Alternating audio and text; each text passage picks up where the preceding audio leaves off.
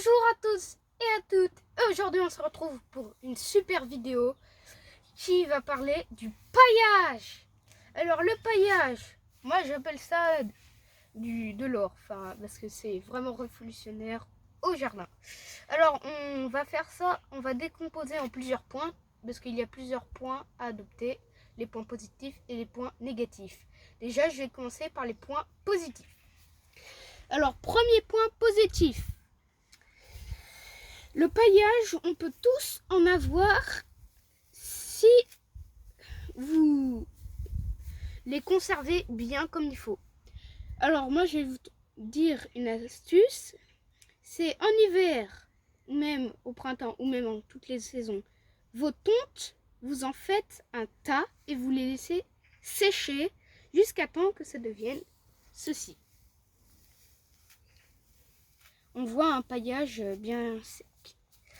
Alors voilà, c'est le premier point. Et le deuxième point, c'est que ça fait 3 jours que j'ai pas arrosé dans ma serre.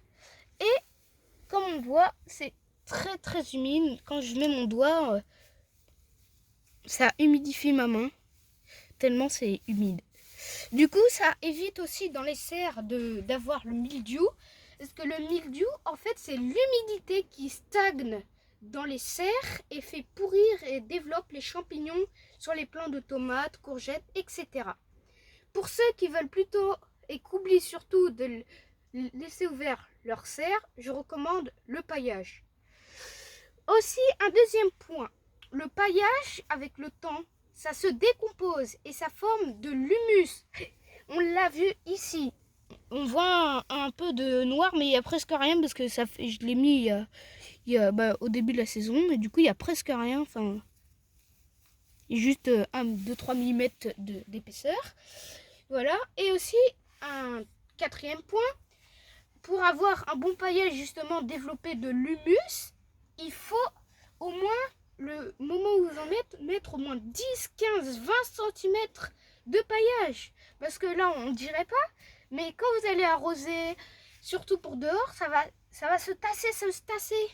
Et du coup, vous aurez plus que 2-3 mm si vous en avez mis 5 cm.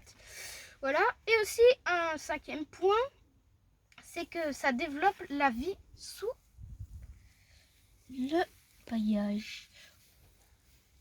Il y a des vers de terre qui se développent et on voit ici qu'il y a particulièrement plus d'humus.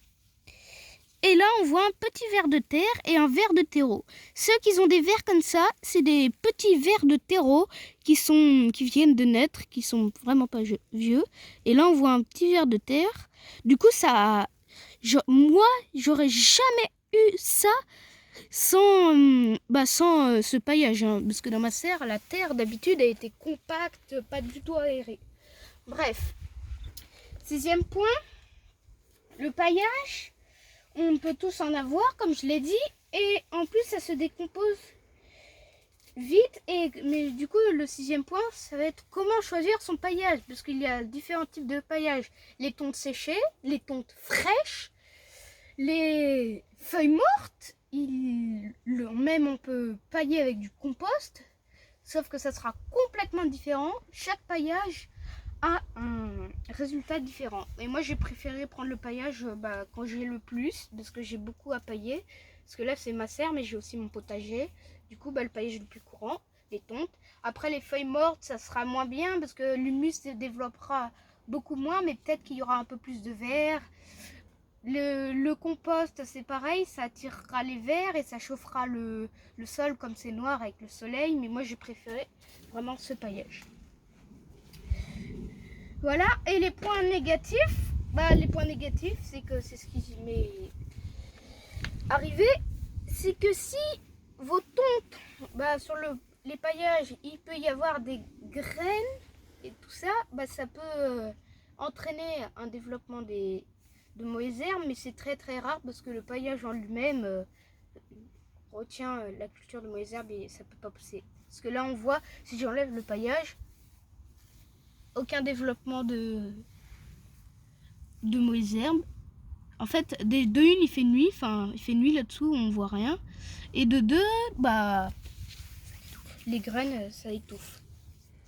Voilà, alors Alors j'espère que cette vidéo vous aura plu sur le paillage. Il y aura peut-être un épisode 2 parce qu'il y a bien trop de choses à vous apprendre sur le paillage et je n'hésiterai pas. Me posez quand même des questions en commentaire et n'hésitez pas à mettre un like. Au revoir!